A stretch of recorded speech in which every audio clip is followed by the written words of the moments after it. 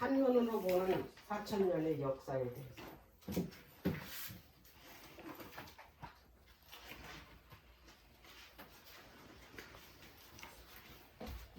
한눈으로 보는 4,000년의 역사. 이게 구속의 역사고 이스라엘의 역사입니다.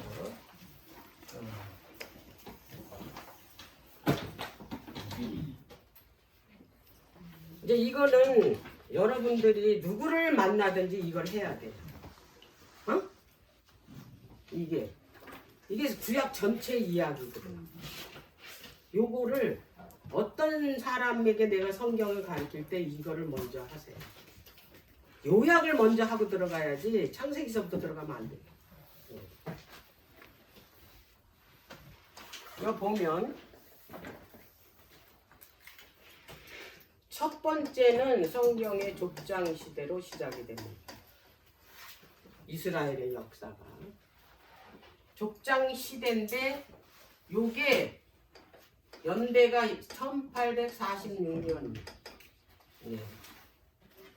76년. 이게 왜 4,000년의 역사냐? 구약이 제가 이제 계속 몇 번 얘기를 했기 때문에 여러분들이 잘 알 거예요. 창세기 1장 11장에서 이미 2000년의 역사를 기록을 했어요. 응? 11장 사건 알죠? 바벨탑 사건. 바벨탑 사건 이후에 12장에 아브라함을 불렀잖아요. 이 창세기 12장에 아브라함을 부르신 거야. 내 후손을 통해서 내가 국가를 만들고 내 후손을 통해서 메시아가 나오게 하겠다. 복의 근원. 그리고 내가 지시하는 땅을 가라. 땅으로. 네 고향이 어디 갈대아잖아요. 메소포타미아. 말라기까지가 2000년이에요. 그럼 이게 구약 전체 이야기예요. 구약 전체가 4,000년의 기간이에요. 신약은요, 예수님 오시고서부터 이제 우리가 하늘나라 갈 때까지의 역사가 2000년이에요. 모두 몇 년이에요? 구속의 역사가 2000년. 7000년대는 우리가 어디가 있어야 돼요? 하나님 나라로 가야 되는, 하나님 계시고. 이 땅의 역사는 몇 년이다? 구속의 역사가 2000년이다.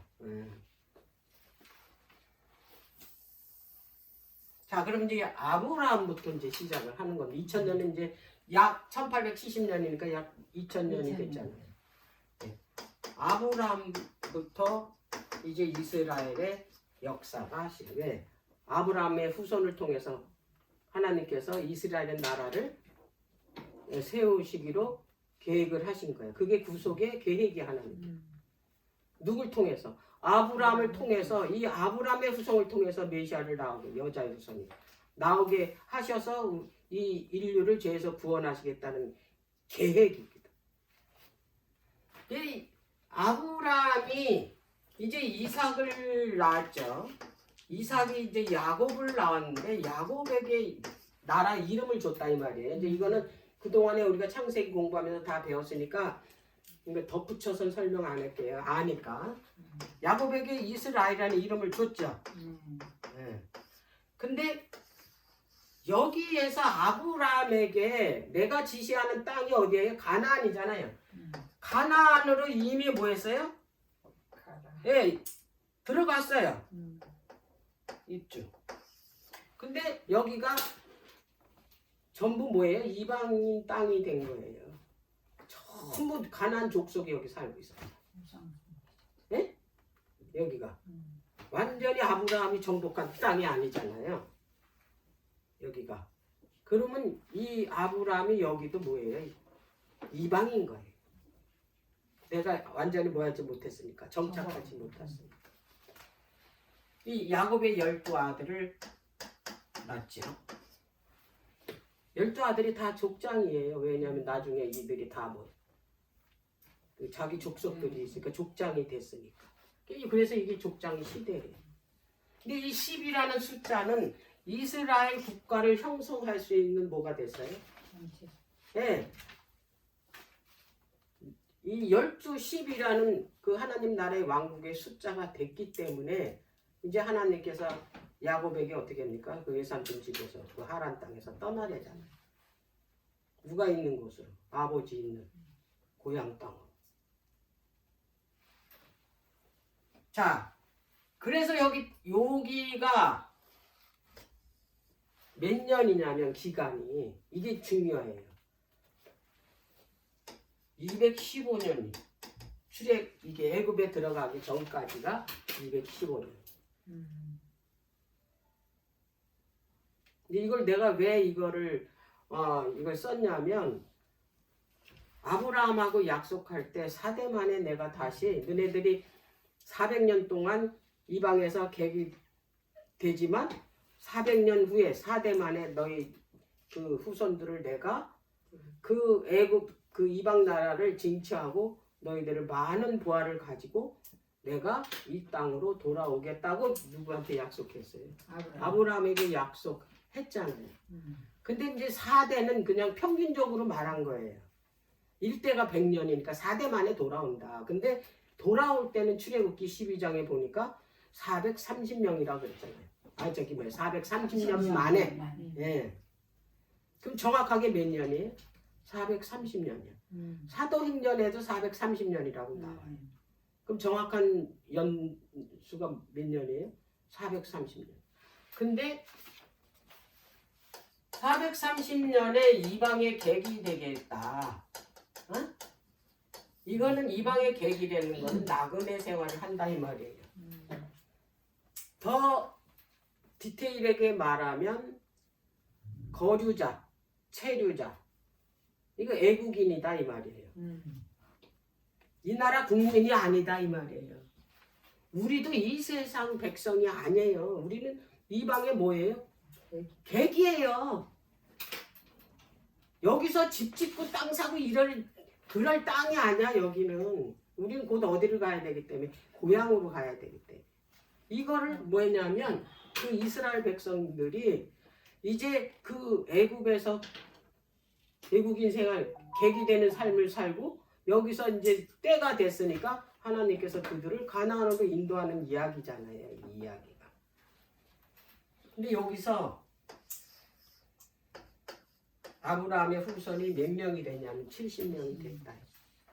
미리 요셉을 통해서 애굽으로 들어가게 했고 애굽에 있는 요셉의 후손까지 해서 몇 명? 70명이다 이 말이에요. 정확하게 출애굽기 1장에 보면 70명이 들어갔다 그랬어. 어디로? 애굽으로. 그러면은 이스라엘 전체가 어떻게 됐다는 얘기예요? 그래서 70이라는 숫자는 총체 숫자야. 그래서 이제 여기 가면 애굽으로 들어갔죠. 애굽 2주. 여기서 애굽의 종살이를 몇 년 했습니까? 215년을 했어요. 그럼 총 몇 년이에요? 430년. 이렇게 해야 이제 어떻게 해서 430년인가 정확하게 도표로 봤을 때. 딴 사람들 설명할 때 이거 다 뭐냐면 좀 이렇게 그 미심쩍어 해요. 400년이랬더니 왜 440년이고 그러면 어떻게 해서 403년이라는 기간을 애굽에서 종살이 보통 다 애굽에서 430년간 종살이 한 줄 알아요. 에? 그거 아니에요. 215, 215. 아브라함이 가나안 땅에 들어갔을 때 이 그 야곱의 후손들이 가나안 땅에서 215년 사는 거. 그 다음에 애굽에 들어가서 215년. 총 몇 년? 430년. 그래서 430년 만에 어떻게 됐어요? 출애굽을 한 거예요. 그래서 여기서 뭐 합니까? 출애굽을 하죠. 누굴 통해서? 모세를 통해서. 출애굽을 해서 어디로 들어갔습니까? 바로 가나안 들어갔습니까? 아니, 광야 후에 지금 그래서 여기 광야로 들어가죠. 광야 시대가 시작이 된 거예요. 몇 년 동안? 40년. 40. 이제 여기서 여러분들이 알아야 되는 거는 성경이 어떻게 기록이 됐나. 이거를 보면 성경의 순서를 알 수가 있어요. 그 시대별로 어떤 성경이 기록됐는가를 알면 내용을 대충 파악할 수 있다 이 말이에요. 여기 애굽 이주 해서 종살이를 하는데 종살이 하기 전에 이 이스라엘을 애굽에서 구원해 낼 자 모세가 미디안에서 40년을 살죠. 여기서 욥기서하고 창세기를 기록합니다. 자, 출애굽을 했어요. 출애굽했을 적에는 출애굽기, 또 레위기, 민수기, 신명기 이렇게 기록을 했다 이 말이에요. 응?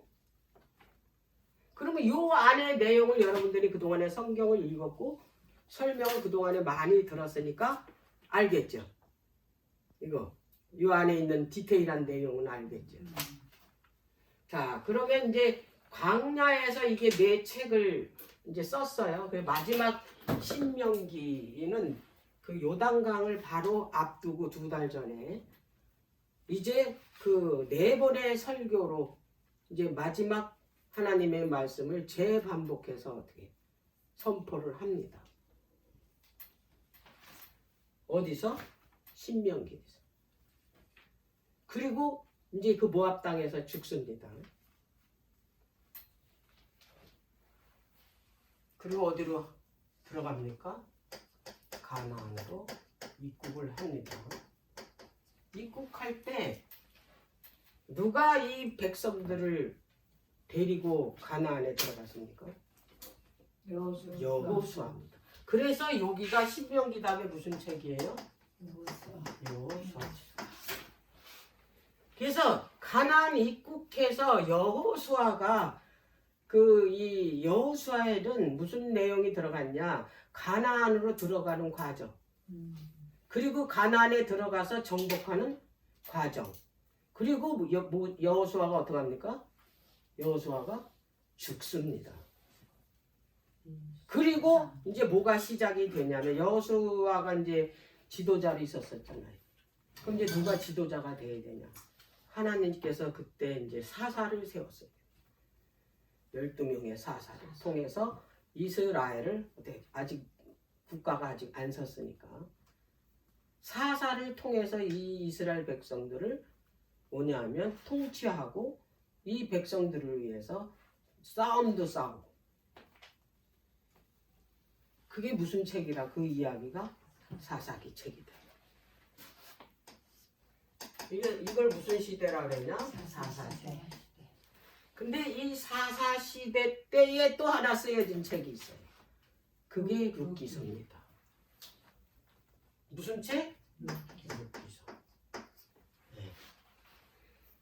룻기서는 사사기와 사무엘하에 이게 뭐냐면 중간에 삽입책으로 끼어져 있는 책이 룻기서예요.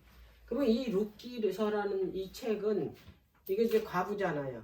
근데 다 이방 여자잖아.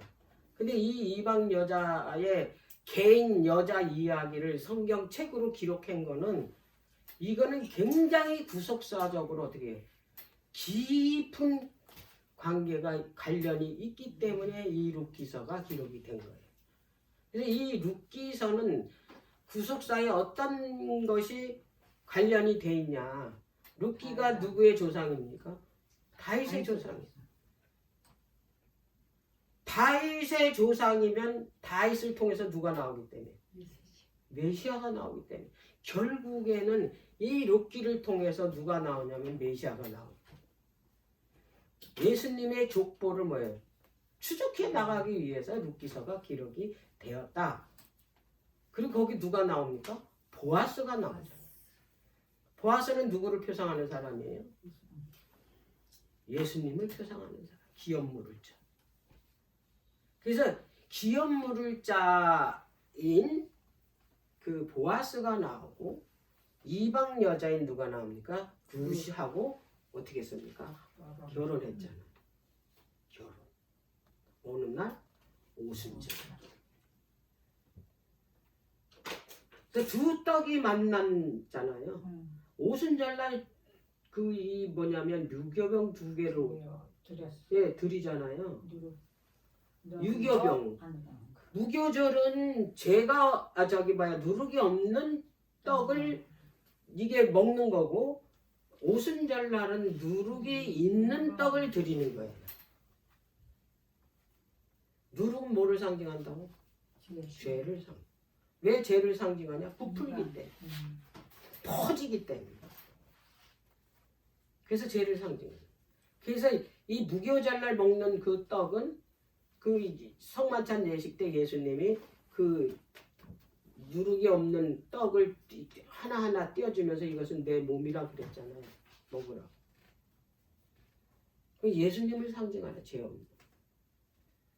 그럼 유교병. 지금 오순절만 먹은 이 떡도 하나가 아니고 두 개야. 어?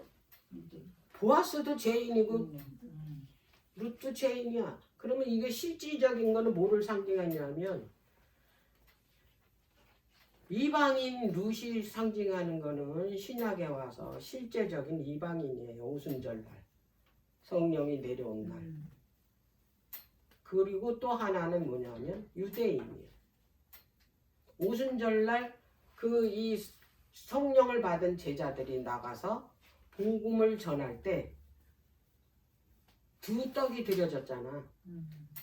유대인하고 이방인하고 복음으로 어떻게 해서 그들이 하나님께 드려졌잖아요. 그걸 말하는 거예요. 이게 그래서 이 룻기서가 굉장히 뭐다?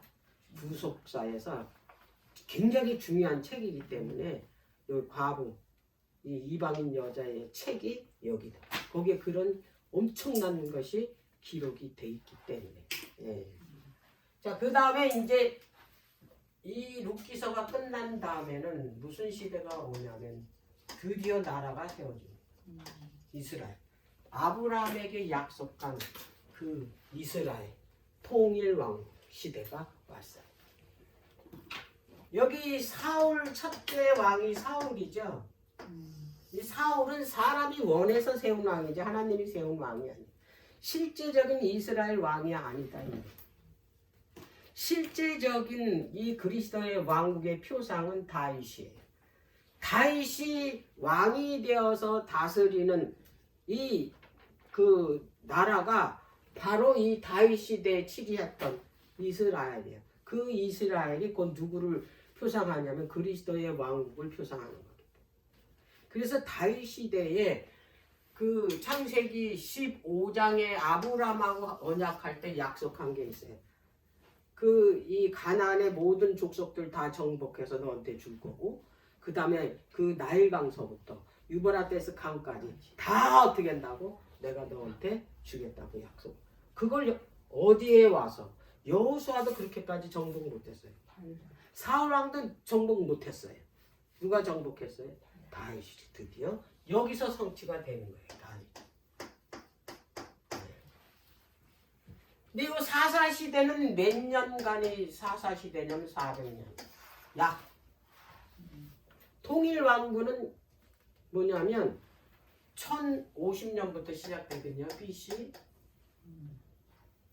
그리고 930년에 끝나요. 120년. 사울왕 40년, 다윗왕 40년, 그 다음에 솔로몬왕 40년 치리하는 거예요. 솔로몬은 다윗과 하나님께서 언약을 맺으면서 다윗이 성전을 지으려고 전쟁 때 나가서 전리품 가져오는 금은보화들 있잖아요. 안 쓰고 성전 짓기 위해서 다 그거를 모아놨어요. 그리고 성전 짓는 게 꿈이었어 다윗. 근데 하나님께서 허락을 안 했어요. 너는 사람을 전쟁하면서 너무 많이 죽였으니까 너는 성전을 짓지 못하고 내 아들이 질 것이라고 그 사마 7장에 나와. 그래서 결국에는 어떻게 됐습니까? 솔로몬 때 와서 뭘 져요? 성전. 구속의 경륜인 그 핵심 성전을 누가 임하실? 메시아가 임하실 예루살렘 성전이 지어집니다. 요게 계시록의 새 예루살렘의 뭐예요? 표상이야. 여기 누가 임한다고? 예수 그리스도가 임한다. 말하자면 이 복의 근원이 네 후손에게서 나올 것이다라는 아브라함에게 약속한 것처럼 여기에 뭐예요? 복음의 주체이신 예수 그리스도 여기 임하시는데 이 예루살렘은 뭐예요? 복음의 센터다 이 말이에요. 총본부. 응? 총본부.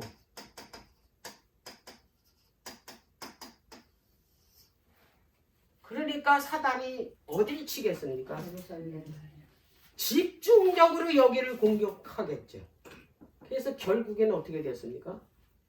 결국에는 바벨론에게 완전히 파괴됐잖아요. 그리고 포로 70년 바벨론에 가서 포로 생활하다가 이제 이 파괴된 이 성전을 재건해야 되잖아. 아직 예수님이 임하지 않아. 아직 구속의 경륜을 아직 뭐했어요? 성취시키지 못했으니까. 여기를 오셔서 죽으셔야지만이 인류의 죄를 뭐 갚는 거니까.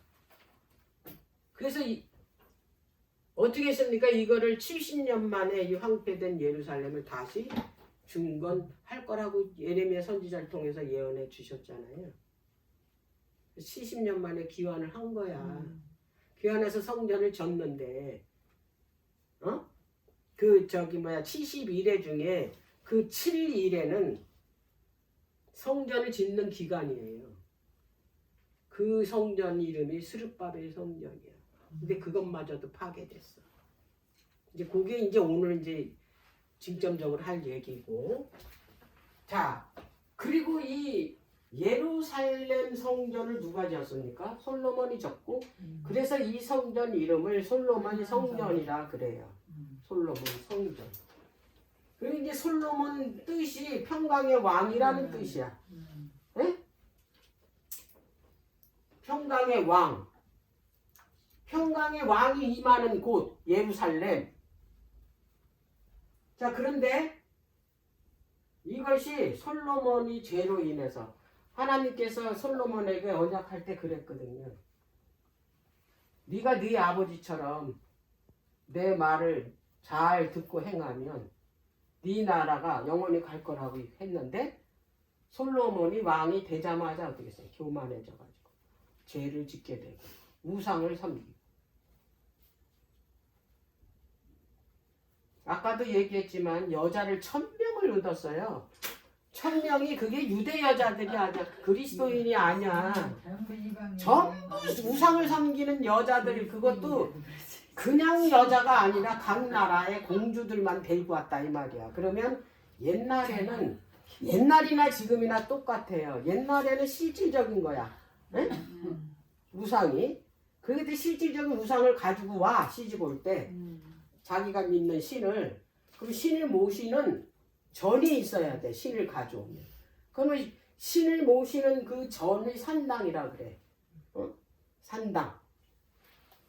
거기다 모셔놓는데 그게 다 어떻게 했어? 솔로몬이 거하는 데가 어딘데?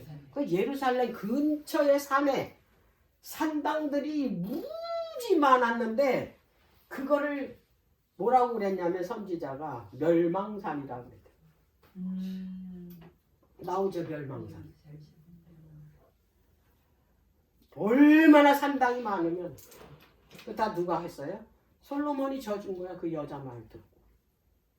저 여자는 해줬는데 자기 안 해주면 어떻게 돼?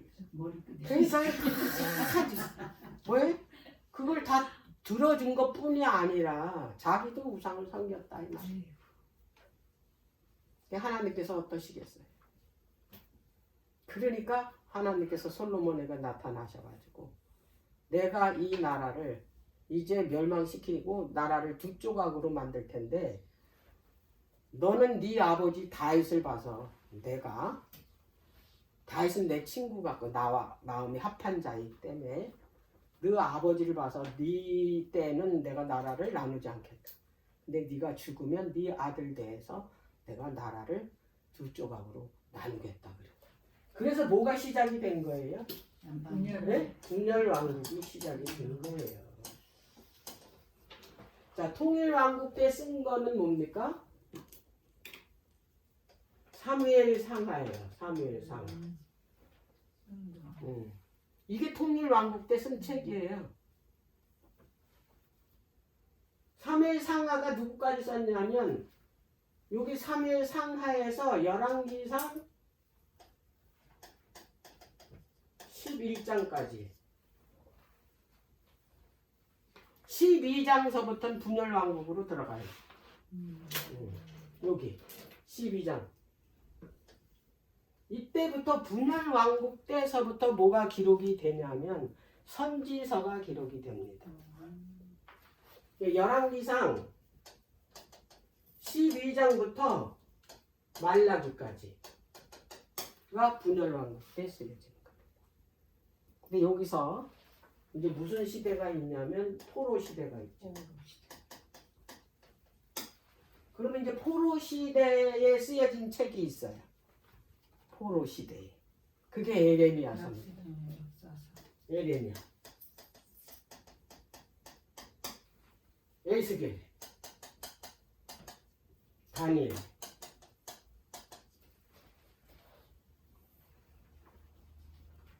이게 다 포로 시대에 쓴 책입니다. 에레미야는 바벨론의 포로로 멸망한다고 너희들이 이제 바벨론에 끌려갈 거라고 그러나 걱정하지 말라고 하나님께서 다시 70년 만에 이 황폐된 예루살렘 내가 다시 뭐 한다고 재건케 중건케 해준다고 약속을 했고 그래서 절대로 그 바벨론을 거슬리지 말아라 그랬어요. 바벨론하고 친화 정책을 하라 그랬어요. 요시야 왕은 그 요시야 그 아들들이 그 망했잖아요 완전히. 그죠? 여호아스, 여호야긴, 시드기야 네 왕들이 다 친이집트 정책을 쓴 거야. 그 여호아스라는 사람은 아버지 따라 사다가 붙들려 간 거야. 그래가지고. 그리고 여호야김한테 왕위를 넘겨준 거예요. 그래서 에레미야, 에스겔, 다니엘은 이 에레미야는 그 586년에 완전히 그 예루살렘이 파괴되고 이제 뭐냐면 별 큰 영향력이 없는 백성들만 남아 있었어요. 포로도 하나님께서 3차에 걸쳐서 포로로 붙잡혀 갔잖아요. 1차에는 여호야김왕 다니엘서 1장에 나오고 여호야김 3년. 그 누가 붙잡혀 갔냐면 다니엘이 붙잡혀 갔고 다니엘 외에 왕손들이 붙잡아 갔어. 그 히스기야에서 예언된. 그래서 거기서 다니엘서를 기록한 거잖아요. 그리고 2차 포로 때는 에스겔이 포로로 붙잡혀 갔어요. 그때 누가 함께 했냐면 여호야긴 왕까지 포로로 붙잡혀 갔어요. 3차 포로 때는 시드기야는 아주 처참하게 어떻게 했습니까? 네. 자식들 앞에서 자식들 눈 다 빼고 도망가다가 그렇게 얘기하면 선지자가 그렇게 얘기했는데도 듣지도 않고 그러다가 결국은 마지막 그 왕이 시드기야인데 거기서 완전히 다 멸망당하고 자식까지 그 앞에서 죽고 그렇게 되는 아주 처참한 일을 겪게 된 거예요. 근데 그때에 에레미야가 있었다고요. 그리고 그 남은 그 이 백성들 지도하는 사람들한테 어디로 끌려가다가 애굽으로 끌려가다가 칼에 맞아서 죽었어요. 그들한테. 그래서 에레미야, 에스겔, 다니엘. 에레미야 애가는 그 요시야 죽고 나서 그 요시야 죽음을 애통하는 시가 에레미야 애가거든요. 예. 그리고 이제 무슨 시대가 왔습니까? 기한 시대. 여기가 이제 성경 뭐예요? 4,000년의 역사가 여기서 끝나는 거예요. 자, 그러면 이제 여기에서 기한 시대에 쓴 책이 있어요. 뭘까요? 성전을 건축하는 내용이 기한 시대거든요. 에스라. 그렇죠. 이제 이렇게 알아야 아, 요게 어느 시대에 어떻게 썼는 걸 이렇게 딱딱딱딱 어떻게 내 머리에서 정립이 되는 거예요. 에스라, 느헤미야. 누가 있어요? 에스더가. 스룹바벨하고는 2차 그 석방 때 학계 스가랴가 왔죠. 그리고 마지막에 말라기까지. 이게 기한 시대에 쓴 책이에요. 이게.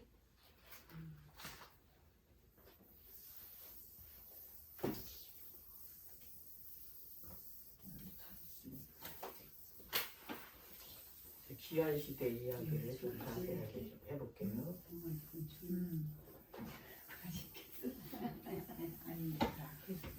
어떻게 그려지죠?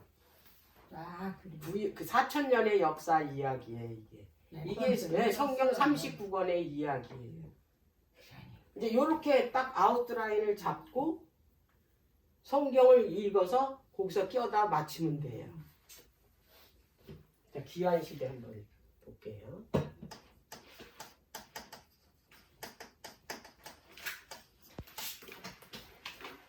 이스라엘 백성이 석방돼서 예루살렘 성전을 중건케 한 왕들이 어떤 왕들인가가 굉장히 중요해요.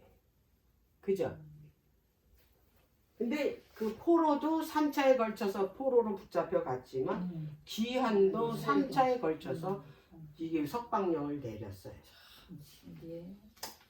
첫째가 537년에 누구요?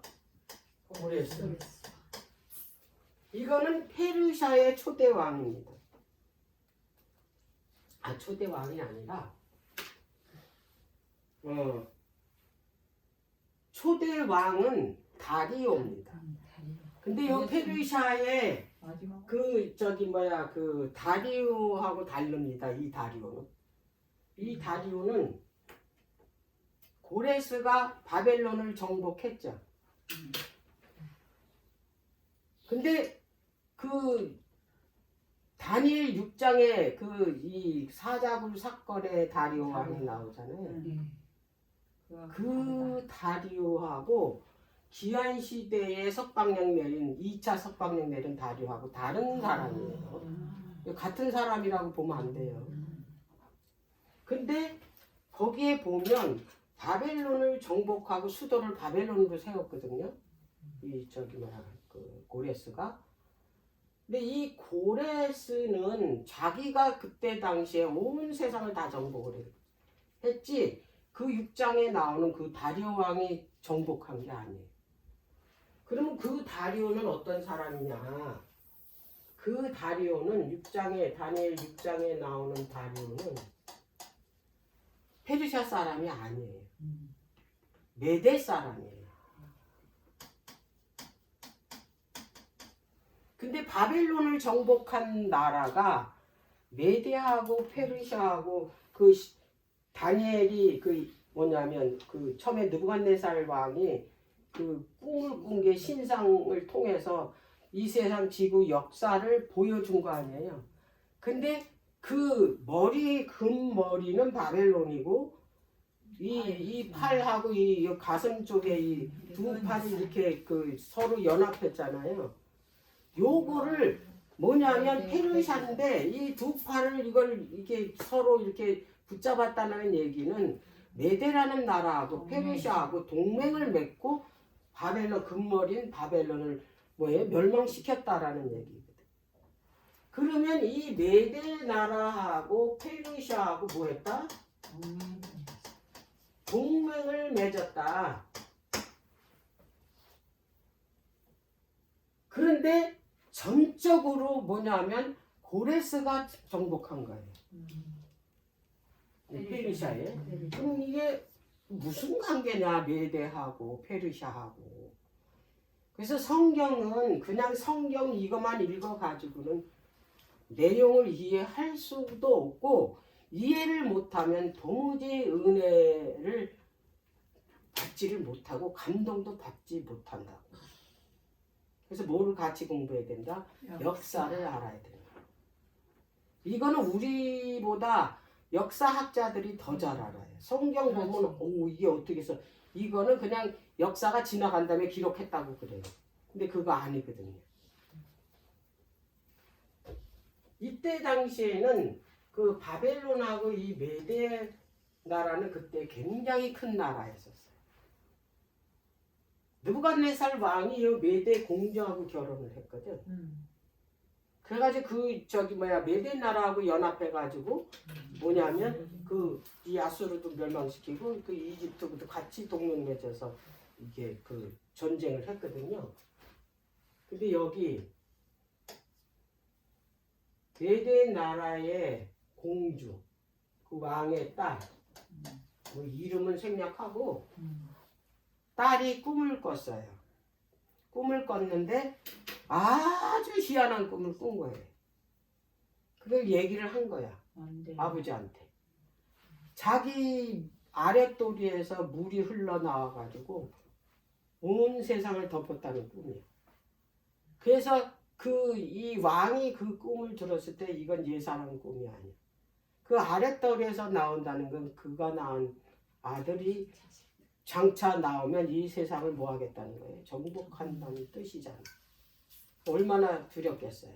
그래서 이 자기 딸을 이때 당시에 페르시아는 요 메데의 속국에 있었던 작은 나라였었어요. 아주 저 시골 같은. 여기 이 아들한테 왕의 아들한테 어떻게 했어요? 시집을 보낸 거예요. 시집을 보내가지고 임신을 해서 제가 날 때 됐는데 친정으로 간 거예요. 애 낳으러. 근데 그 아버지가 얘가 딸한테서 아들이 나오면 이제 자기도 어떻게 해요? 그 손자한테 이제 잡혀먹게 생겼잖아요. 그러니까 자기 밑에 가장 신뢰하는 그 뭐냐면 이 군대 장관 같은 사람, 군사를 이끌고 나가서 전쟁하는 그런 사람, 직속 부하에게 명령을 내린 거야. 내 딸이 아들을 낳으면 가서 바로 죽이라. 그래서 어떻게 했습니까? 이 사람이 자기 밑에 종한테 이제 시킨 거예요. 근데 그 종이 그날 같은 날 똑같이 아들을 낳은 거예요. 내 사생아를 낳았어. 그리고 이 고레스를 자기 아들로 키운 거예요. 이런 얘기가 다 하나님께서 계획하셨다 이 말이에요. 고레스가 누구를 석방시킬 왕이에요? 예루살렘을 석방, 이스라엘 백성을 석방시킬 왕이야. 바벨론에서 70년을 포로 생활하는 게 하나님의 구속의 계획이었잖아. 그러면 여기에서 구원자를 하나님께서 이미 뭐했다? 이미 창세전에 이미 계획을 해 놓으셨어. 이 고레스. 이거 150년 전에 이미 이름까지 적어놨다. 이사야 44장.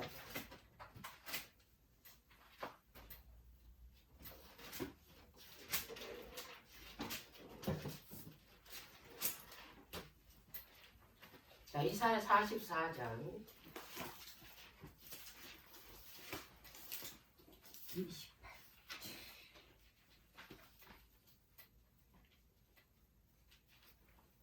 자, 27절부터 보겠습니다. 26절 내 종의 말을 응하게 하며 내 사자의 모략을 성취하게 하며 예루살렘에 대하여는 이르기를 거기 사람이 살리라 하며 유다 성읍들에 대하여는 이르기를 중건될 것이라 내가 그 황폐한 곳들을 복구시키리라 하며 기품에 대하여는 이르기를 마르라 내가 내 강물들을 마르게 하리라 하며 고레스에 대하여는 이르기를 그는 나의 목자라 나의 모든 기쁨을 성취하리라 하며 예루살렘에 대하여 이르기는 중건되리라 하며 성전에 대하여는 이르기를 내 기초가 세움이 되리라 하는지라 그랬잖아요. 네? 누구를 통해서? 고레스를 통해서 고레스를 내 목자로 세워가지고 예루살렘을 중건케 한대잖아요. 이게요. 그 150년 전에 기록한 책이에요. 이 이사야가. 기품에 대해는 마른다잖아요. 그러면 이게 알아야 될 게 뭐냐면 이제 이 바벨론이 결국에는 마지막 때 그 이 북방왕을 상징하고 음료를 상징하고 계시록에 와서는 그렇잖아요. 이 바벨론이 그렇기 때문에 이 바벨론이 어디에다 세웠느냐를 알아야 돼요. 왜냐하면 마지막 때도 똑같이 이 바벨론을 이렇게 건설할 거니까.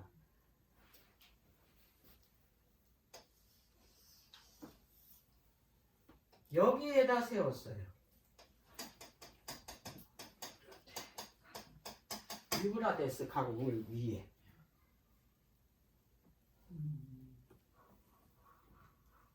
그래서 어떤 나라든지 여기를 그 이 성을 무너뜨려야지 이 나라를 정복하는 거잖아요. 여기 누가 거하고 있으니까 왕이 거하고 있으니까. 근데 물 가운데 이 성이 지어져 있으니까 어떻게 되겠어요? 누구든지 여기를 뭐냐면 쳐들어올 생각을 못하는 그런 난공불락의 성이다 이 말이에요. 그리고 이 느부갓네살이 10년치 그 이 전쟁하면은 그 양식이 있어야 되잖아. 이것 떨어지면 전쟁 져요. 군사들이 먹을 게 없으니 군량미가 없으니까 10년치 군량미를 여기다 곳간에다가 저장해 뒀대요. 이거 얼마나 이게 마음 편하게 있을 거야. 근데 이때 당시에는 이제 그 느부갓네살도 죽고 이 벨사살 왕이 바벨론 마지막 왕이잖아요. 근데 자기는 첫째 치리자가 아니고 둘째 치리자래잖아요. 그 다니엘서 그 저기 뭐야 그 5장에 보면 그 메네메네 대계를 우버리신 그 성전 대리석에 하얀 손이 나와가지고 메네메네 대계를 우버리신 달아보니 뭐예요? 부족했다 그러잖아요.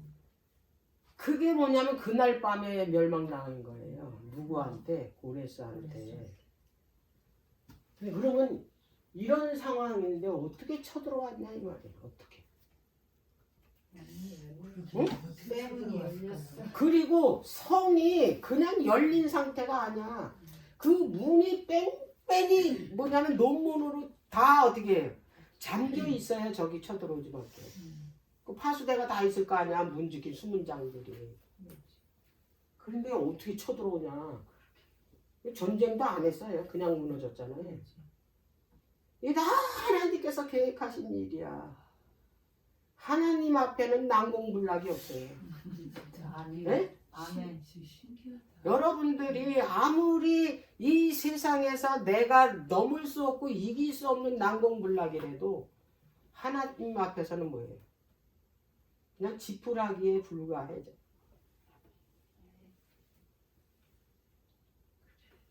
이 어떻게 이걸 그 무너뜨렸냐? 첫째는 고레스가 여기를 뺑 군사들하고 이제 진을 치고 있었을 거예요. 어떻게 들어갈 것인가? 물이 말라야 들어가는데. 그렇죠. 여기를. 그래가지고 이게 꾀를 낸 게 물길을 돌리자. 이게 어디를 통해서 이게 이 물이 있나 거기 찾아낸 거예요. 그래가지고 거기를 판 거예요. 파가지고 물길을 돌렸어요. 그러니까 어떻게 해요? 성 안으로 들어갈 수 있는 그 이 길이 생긴 거야. 완전히 마른 땅이 아니어도 들어갈 수 있는 정도로 물이 말랐다 이 말이에요. 그런데 문제는 뭐냐? 이 성 안에 성문이에요. 이거 어떻게 열고 들어갔냐? 미리 짜 있는 상태에 섰어요. 여기 제사장들하고 바벨론에 거기 방백들하고 이미 다 짜졌어. 고레스가 바깥에 있어서 이제 쳐들어올 수 있도록 우리가 문을 뭐 하겠다? 열어놓겠다. 왜 그런 지경까지 가냐? 자기 나라가 망하는데. 왜 그랬냐면 이때 제사장들이나 방백들은 자기네 신들을 굉장히 중요시. 옛날에는 전부 신들의 전쟁이에요. 그만큼 신이 뭐예요? 중요한 거예요. 자기 목숨보다 중요한 게 신들이에요. 그래가지고 이들이 그 벨사살이 둘째 치리자라 그랬잖아요. 어? 누구한테? 너를 셋째 치리자로 삼겠다 그랬잖아. 이 글자 뜻을 알려주면. 그럼 자기는 뭐란 얘기예요? 둘째 치리자라는 얘기야. 셋째 치리자. 그럼 첫째 치리자가 있다 이 말이에요. 나보포라살.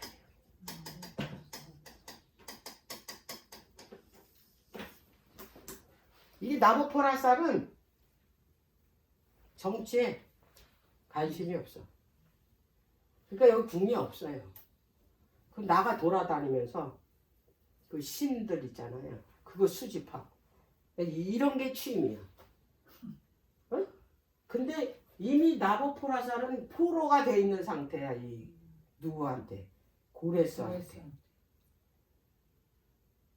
이 나보포라살이 그 바벨론의 주신 마루둑을 그걸 버리고 주 어머니 나라에 그 달신을 섬기고자 하는 거를 이제 법적으로 그거를 이제 바꾸려고 했어요. 달신, 지금 자기 엄마가 믿는 신. 그러니까 어떻게 되겠어요? 여기 방백들이 이제 네. 그게 의견이 어떻게 해요? 충돌이 된 거예요. 그래서 불만을 잔뜩 품고 있는데 고레스가 쳐들어온 거예요. 그래서 그런 반감 때문에 어떻게 문을 열어줬대요. 그게 역사 이야기예요. 내가 지어낸 얘기가 아니고 성경에 있는 이야기가 아니고, 왜냐하면 역사에는 그런 게 자세하게 역사가들에 의해서 기록이 됐고, 유대 역사가의 유명한 사람은 요세푸스잖아요. 그래서 유대의 그런 그 역사, 그 유대의 풍습, 유대에서 그 일어나는 모든 일들은 그 요세푸스가 다 썼거든요. 그래서 어떻게 되냐면 이 벨사살 왕이 그날 밤에 죽임을 당한 거예요. 이게 누구 계획이라고요? 이제 시간이 이제 70년이 다 돼가는데 이 벨사살이 석방을 안 시키는 거야. 석방을 안 시키니까 다니엘은 어때요? 다니엘 9장에 가면 그 6장에 사자굴에 던짐을 받았잖아요.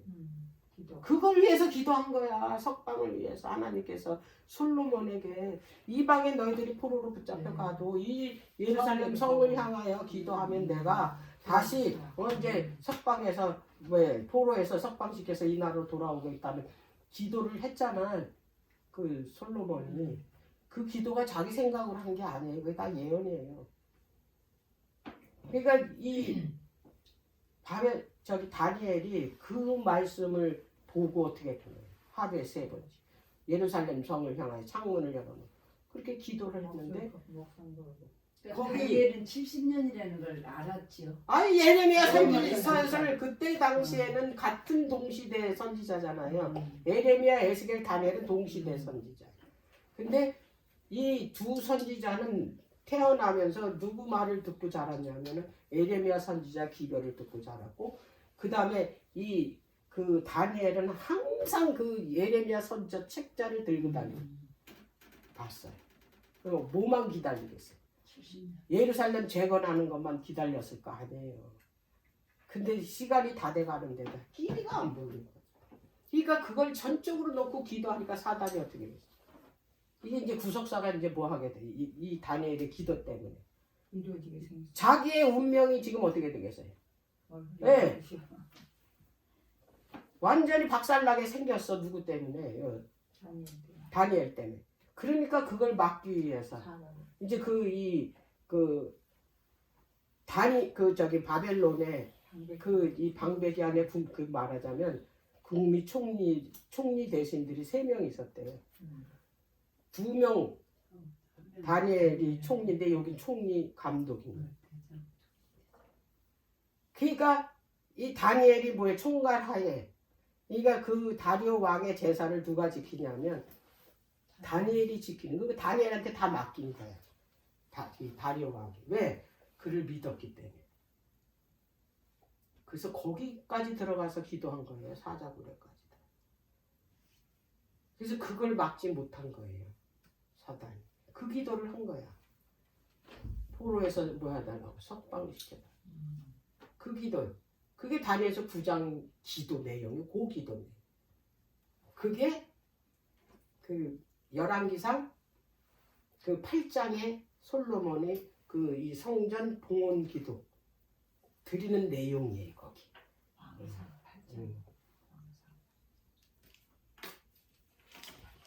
자, 그러면은 이제 이 바벨론이 이제 그 망했잖아요. 그러면 마지막 때 이 영적 바벨론도 똑같이 망해. 이 사도 요한이 여기서 빌려다가 쓴 거야. 요 지금 다니엘서 5장의 내용을 가지고. 16장 볼게요. 계시록.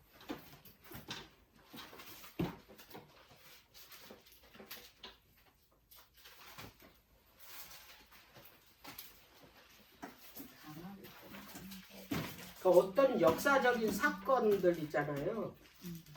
이 기록한 거 그냥 기록한 게 아니에요. 그게 어디에 가서 이거를 결론을 냈냐면 마지막으로 계시록에 가서 이거를 그거 그대로 어떻게 해요? 그건 표상이니까. 실제적으로 똑같이 뭐냐면 적용을 시키고. 16장. 영적 바벨론이 어떻게 무너지나. 16장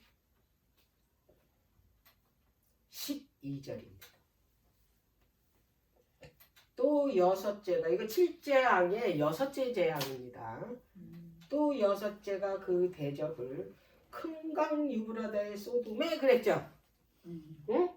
그 유브라다에 누가 있는데? 바벨론 왕이 있는데. 근데 여섯째 대접을 어디다 쏟았다? 큰 강 유브라다에 쏟았다. 그런데 뭐래요? 강물이 말랐대잖아요. 고레스가 예수님을 상징하는 사람입니다. 동쪽에서 왔잖아요. 그래서 그가 가니까 뭐가 있어요? 물이 말라서 들어간 거잖아요. 여기도 마찬가지입니다. 강물이 말라서 동방에서 오는 왕들의 길이 예비되었더라 그랬잖아요. 자,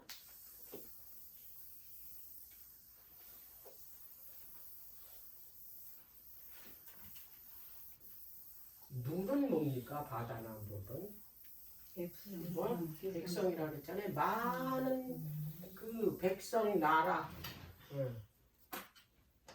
바다, 강물,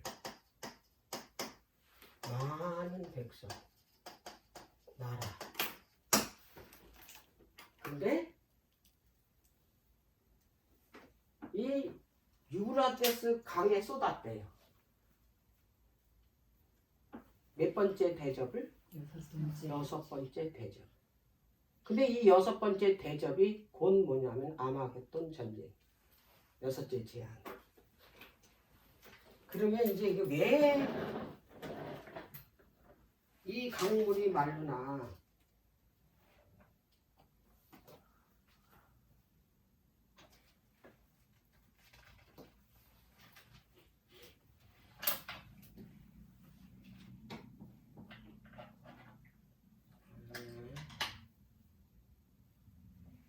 자, 요한계시록 17장 갑니다.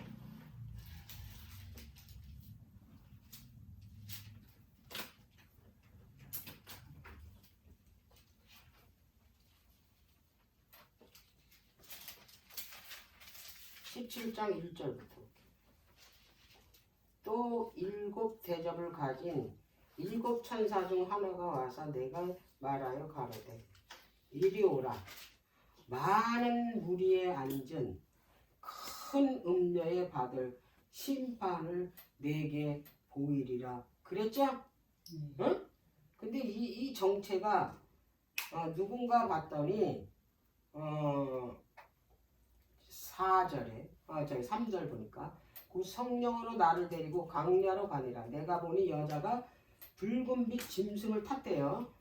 그 짐승의 몸에 참남된 이름들이 가득하고 7 머리와 10 뿔이 있었다 그랬어요. 참남된 이름이 뭐예요? 참남되다라는 거는요. 그 자기가 하나님 사람이면서 자기가 하나님이다. 그렇게 하는 사람이 누구야? 교황함이 더 있어요? 그 여자는 교회를 말하죠. 근데 교회가 2가지 있어요. 음녀가 있고 순결된 여자가 있어요. 그래서 그 음녀는 타락한 교회를 말하고 이 깨끗한 순결한 여자는 참된 교회를 말하는 겁니다. 그럼 여기서 말하는 건 뭐예요? 타락한 교회예요. 그 여자는 자주빛과 붉은 빗옷을 입고 금과 보석과 진주로 꾸며 이건 실질적으로 쓴 거예요. 천주교 신분들이 자주 옷 입고 붉은 옷 입고 그랬죠. 교황이 진주로 보석 잔을 금잔을 들고 하잖아요. 그 TV에 그 저기 뭐야 교황 그 집례하는 거 보세요. 몸에다가 어떻게 했냐. 5절 그 이마에 이름이 기록되어 있으니 비밀이라. 큰 바벨론이라 그러잖아요. 땅의 음녀들과 가증한 것들의 어미래잖아요. 이게 여자가 어미잖아요. 그러면 각 가증한 것들의 어미는 누구를 말하는 거예요? 개신교의 어머니가 누구예요? 천주교잖아요. 천주교에서 누가 나왔어요? 개신교가 나왔잖아요. 자칭 자기네가 뭐라? 교회의 어미래요. 그 어머니야. 개신교회, 일요일교회. 근데 이 짐승이 뭐예요? 무리에 앉았대. 무리에 앉았다는 얘기는 많은 백성들의 뭐 지지를 받고 있다 이 말이에요. 지금 천주교 교황이 이 세상 모든 백성들의 그 권력자들, 정치가들 뭐 이런 사람들의 뭘 받고 있어요 지금 현재로? 그 세력이 이 세상에 어떤 세력도 없어요. 누구뿐이? 바티칸의 교황권. 공산권이든 뭐 미국이든 뭐 우리나라든 다 누구의 지지를 받고 있냐면 이 세상 모든 나라 권력자들 왕들이 지지를 받고 있어요. 교황권이. 그러면 지지를 돌려놓으면 어떻게 되겠어요? 그게 물기를 돌리는 거야. 그걸 얘기하는 거야. 물기를 그 유브라데스 강물이 말라서 그 동쪽에서 온 왕들의 길이 예비되었대잖아요. 바벨론의 다니엘서 그 5장에 바벨론이 무너진 게 유브라데스 물줄기를 돌렸잖아요. 그래서 물이 말랐잖아요. 강물이 말라서 고레스가 들어왔잖아요. 똑같아요. 고레스가 누구를 지죠? 나의 목자래잖아요. 하나님의 백성들을 이스라엘을 석방시켜줄 왕이잖아요. 그러면 마지막 때 실제적으로 동쪽에서 오시는 분이 누구예요? 우리의 왕이신 만왕의 왕이신 예수 그리스도가 오시려면 그 강물 위에 앉아 있는 많은 물 위에 앉은 그 음녀 그 바벨론 그거를 어떻게 해요?